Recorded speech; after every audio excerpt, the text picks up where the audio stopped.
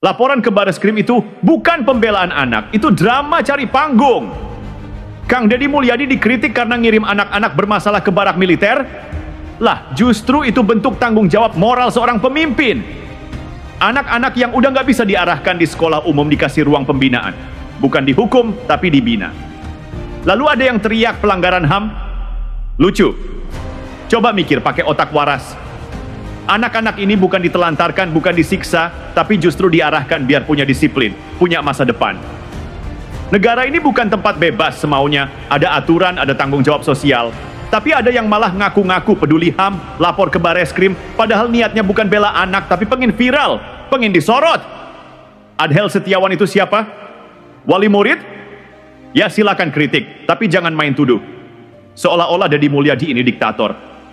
Dia justru pemimpin yang berani ambil risiko, karena yang lain sibuk pencitraan. Di saat sebagian pejabat tidur di ruang aman, Kang Deddy turun ke lapangan, ngurusin anak-anak bermasalah, ngambil langkah konkret. Dan sekarang, dia dilaporin karena peduli. Lucu, kalau setiap pemimpin ambil tindakan langsung, diteror laporan polisi dan Komnas HAM, lama-lama Indonesia ini dipimpin oleh orang pengecut yang cuma bisa main aman. Habis sudah masa depan bangsa. Kang Deddy diam bukan karena lemah, tapi karena beliau tahu, macan itu nggak perlu menjelaskan kenapa dia macan. Dan lucunya lagi, orang yang melapor ini bilang KDM, melaksanakan negara kekuasaan. Lah, memangnya selama ini pemimpin kerja pakai apa? Pakai opini publik? Pakai polling medsos? Ya jelas pakai otoritas, tapi otoritas yang dipakai KDM itu berbasis tanggung jawab, bukan kesewenangan. Dia tidak duduk manis di kursi kekuasaan sambil bagi-bagi jabatan. Dia kerja, dia ambil keputusan nyata. Lagian, kalau betul itu pelanggaran hukum, kenapa baru sekarang ribut? Kenapa nunggu viral dulu? Ini jelas bukan soal hukum, ini soal gengsi kalah argumen di ruang publik, lalu dibawa-bawa ke polisi dan Komnas HAM. Padahal, siapapun yang punya niat jujur akan cari ruang dialog, bukan langsung main lapor. KDM bahkan tidak membalas dengan emosi. Beliau tahu betul, sebagian orang sekarang lebih suka playing victim ketimbang memperbaiki sistem. Siswa bermasalah bukannya dicarikan solusi, malah dijadikan alat mainan opini. Ironi betul, yang kerja disalahkan, yang koar-koar malah dipuji. Ingat baik-baik, barak militer itu bukan penjara, dan KDM bukan komandan militer yang sedang menghukum. Itu tempat pembinaan, bukan tempat penyiksaan. Yang perlu dipertanyakan justru, kemana para guru, dinas pendidikan, dan aktivis HAM saat anak-anak ini mulai liar, merokok, tawuran, dan ngelem di pinggir jalan? Kenapa baru teriak HAM ketika KDM turun tangan? Jangan-jangan kalian baru merasa terusik karena cermin kalian ditunjukkan. Selama ini pada diam, tapi begitu ada pemimpin yang kerja nyata, langsung dikuliti rame-rame seolah-olah dia kriminal. Dan lebih keterlaluan lagi, mereka bawa narasi bahwa tindakan KDM melanggar Undang-Undang Perlindungan Anak.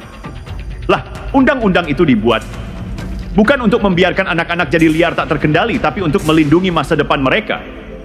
Kalau pemimpin seperti KDM yang mengarahkan mereka ke disiplin malah dianggap melanggar, berarti kita ini sedang melindungi pembiaran, bukan anak-anak.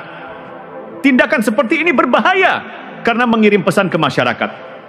Jangan jadi pemimpin yang tegas, nanti kamu dilaporkan. Dan ini yang membuat negeri ini akhirnya dipenuhi pemimpin banci yang lebih takut headline media daripada tangisan rakyat. Lebih sibuk jaga image daripada jaga anak bangsa. KDM bukan tipe pejabat yang cari aman. Beliau berdiri di tengah kritik dan fitnah, tapi tetap berdiri kokoh. Kenapa? Karena yang dia hadapi adalah realitas bobrok pendidikan kita. Pendidikan yang sering kali hanya sibuk urus kurikulum, tapi gagal urus karakter. Dan mereka yang melaporkan ini, dengan segala narasi manis tentang hak asasi, pada kenyataannya tidak pernah benar-benar peduli pada masa depan anak-anak itu. Mereka hanya peduli pada satu hal, spotlight. Ini bukan soal anak, ini soal ego. Sekali lagi, KDM bukan pelanggar hukum. Dia pelurus arah. Dan sekarang kita tanya balik, apa yang kalian tawarkan sebagai solusi? Kalian yang berteriak pelanggaran HAM, yang menuduh Deddy Mulyadi sewenang-wenang, kalian pikir cukup dengan duduk di forum seminar, pakai jas, baca pasal-pasal, lalu segalanya selesai? Anak-anak ini butuh lebih dari itu. Mereka butuh realitas. Butuh orang dewasa yang berani berkata, cukup sudah kelakuanmu, sekarang saatnya dibentuk. Dan yang paling penting, mereka butuh pemimpin yang bukan hanya paham teori, tapi MIU, terlibat langsung di lapangan. Tapi kalian datang bukan dengan solusi, kalian datang dengan laporan polisi. Dasar mental pengadu. Di saat negeri ini krisis keteladanan, kalian sibuk jadi buzzer hukum. Semua hal yang tidak sesuai, selera kalian langsung dilabeli otoriter, melanggar HAM, tidak konstitusional. Kapan kalian terakhir berdiri di depan siswa yang melempar kursi ke guru? Kapan kalian turun langsung ke rumah anak yang sudah putus sekolah dan jadi begal? Jangan sok suci. Kang Deddy Mulyadi itu tidak sedang menghukum. Beliau sedang menyelamatkan. Dan kalau kalian tidak paham perbedaan antara hukuman dan pembinaan, sebaiknya diam, jangan bawa-bawa nama HAM. Seenaknya. Karena kalau semua tindakan tegas dianggap kekerasan, maka negara ini akan jatuh pada liberalisme tolol, di mana semua dibiarkan, semua dimaklumi. Dan tidak ada satupun keberanian untuk bertindak. Kalian ribut soal undang-undang perlindungan anak, tapi lupa bahwa tindakan dibiarkan tanpa pembinaan juga adalah bentuk kekerasan sistemik. Jangan hanya lihai membaca pasal, tapi buta membaca kenyataan. Dan satu hal lagi, jangan pernah menilai pemimpin dari ruangan ber-AC dengan opini dari medsos. KDM tidak bekerja demi pujian, dia bekerja demi perubahan. Kalau kalian pikir semua bisa diurus dengan surat edaran dan pidato normatif, maka kalian belum pernah menyentuh luka masyarakat dari dekat. Kritik boleh, tapi jangan jadikan hukum sebagai alat sabotase terhadap keberanian pemimpin. Kalau terus begini, sebentar lagi tidak ada lagi orang yang berani ngurusin anak-anak bangsa yang terpinggirkan. Mereka semua akan dilempar kembali ke jalanan karena takut dilaporkan. Sekarang mari kita bicara soal keberanian. Siapa hari ini pemimpin yang berani turun langsung ke akar masalah seperti Kang Deddy Mulyadi? Hampir tidak ada. Yang lain sibuk jaga citra, sibuk pencitraan lewat baliho, atau pura-pura bersih sambil main proyek sunyi-sunyi. Tapi ketika ada satu orang yang benar-benar berani mengambil risiko, langsung dihantam kiri kanan, diadukan ke Bareskrim, diseret ke Komnas Hak Asasi Manusia, seolah-olah dia sedang menyiksa rakyatnya sendiri. Ini bukan penegakan hukum. Ini pembunuhan karakter. Orang-orang seperti pelapor itu tidak pernah tahu betapa rumitnya memimpin ratusan ribu kepala menghadapi anak-anak yang sudah terbiasa hidup liar tanpa kontrol. Mereka tidak pernah ada saat para orang tua mengadu karena anaknya sudah tidak bisa dikendalikan. Mereka tidak hadir ketika guru dilempar kursi, ketika anak remaja mabuk di warung jam 10 pagi, atau ketika anak usia SMP sudah jadi pengedar narkoba. Di mana suara kalian waktu itu? Kenapa baru muncul ketika KDM bertindak? Kita hidup di negeri yang sudah terlalu lama dimanjakan oleh standar ganda. Ketika seorang pemimpin bersikap tegas, kalian ribut. Tapi ketika anak-anak berkeliaran tanpa kendali, merusak, mencuri, merundung, kalian diam membisu, seakan itu bukan masalah kalian. Begitu giliran Deddy Mulyadi mengambil langkah nyata yang mengguncang zona nyaman kemalasan sosial, tiba-tiba kalian berubah jadi penjaga moral semu. Jangan munafik. Apa yang lebih berbahaya?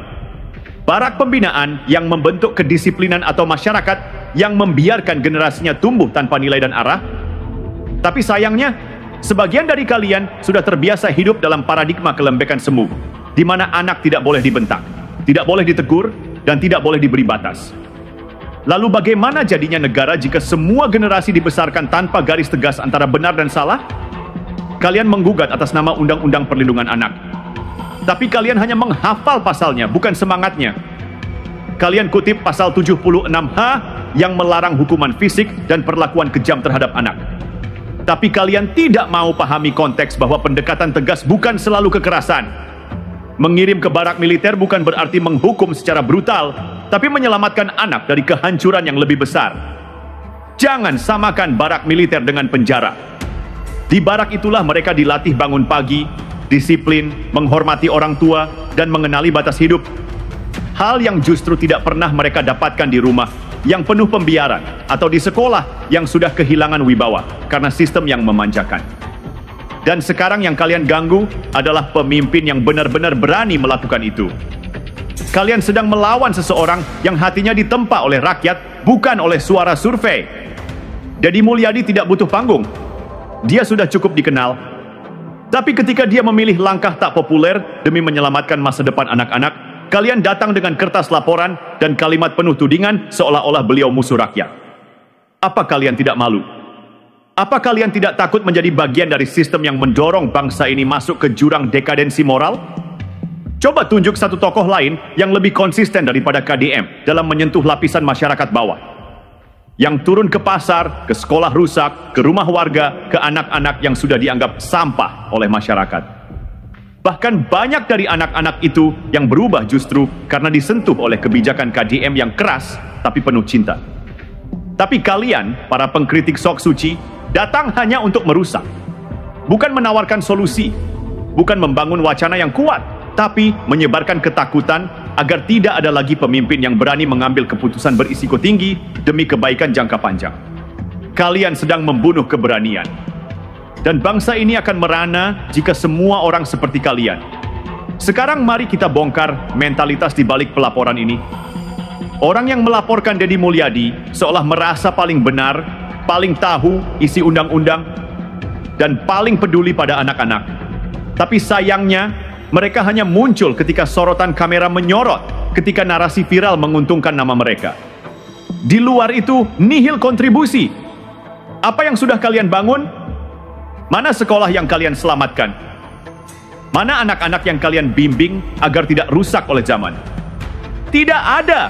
Kalian bicara soal pelanggaran hak anak, tapi kalian diam 1000 bahasa ketika anak-anak kehilangan arah karena gadget, narkoba, seks bebas, dan budaya kekerasan yang mereka pelajari dari media sosial. Kalian tidak datang ke rumah orang tua yang menangis karena anaknya kabur, mencuri, atau jadi bagian geng motor. Tapi ketika ada pemimpin yang berani menghentikan itu semua dengan tindakan konkret, kalian justru menudingnya sebagai pelanggar hak asasi manusia. Betapa menjijikannya standar moral kalian. Kalian sebut barak militer sebagai bentuk pelanggaran. Tapi kalian tidak mampu memberi alternatif yang lebih baik.